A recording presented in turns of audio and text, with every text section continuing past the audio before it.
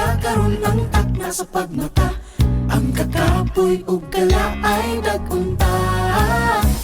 Ang kaaway naglulog, nagpaabot mo tuko. Usa ayaw pagluya. May bangon og may adto siya sa isa kadapit nga awa og dito siya. Sa kabukiran, lupad sa kahanginan. So mga kapaglaom, karon nga buntag na natakaron, so ang atong nabaton nga blessing di lang pagkaon, kundi kani nga pagkaon nga inog pagkaon sa mga katawhan nga gigutom. This is spirit of the three angels message. Hello everyone, we are here in one of our brethren.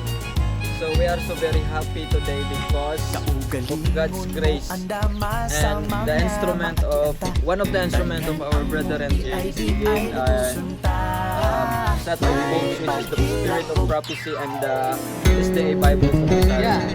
So as we hear this today, we are so very happy and privileged to receive this wonderful gift, somehow that can give us additional knowledge and at the same time to grow our relationship with Jesus, broaden our interpretation in terms of biblical passages. So God bless.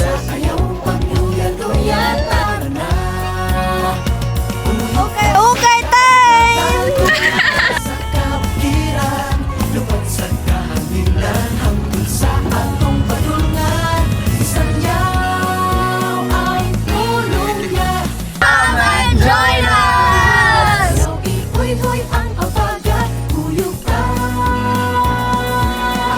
sa Good morning, everyone! So, good morning kapag laom dyan! Yes, kapaglaom Roshin, good morning. So, diin kita karon? Ara kita sa Hacienda Feria, Hinigaran, Negros Occidental. So, nagunsa man tayo ron? Yes, kapaglaom Roshin, gusto namong ipahibalo ninyo nga may ara kita community service dinhi nga duog. So, Unsa tong gibuhat?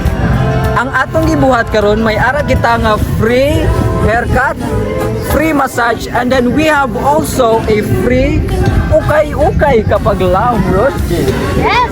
Plus, napatay pakhatag ng free vitamins. So, what are you waiting for?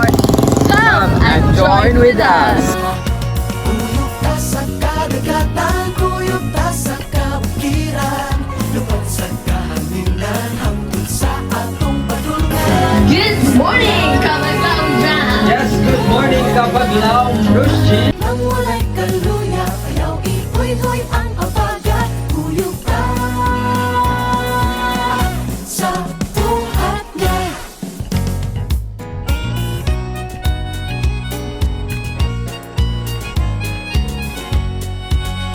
Kaugalingon mo andama sa mga maagianta.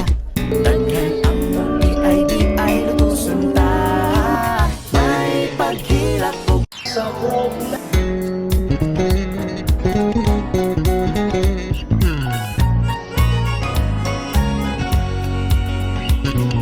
Ayaw pagluya-luya karon ang takna sa pagmata.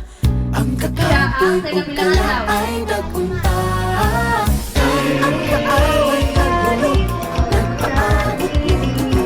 Usa ayaw pagluya-luya tanan. Kuyog ka sa kadagatan, kuyog ka sa kabukiran, lupad sa kahanginan. Hangtod sa atong padulngan, sanyaw ay Salamat muna sa tanan sa mauna. Madamo na sila.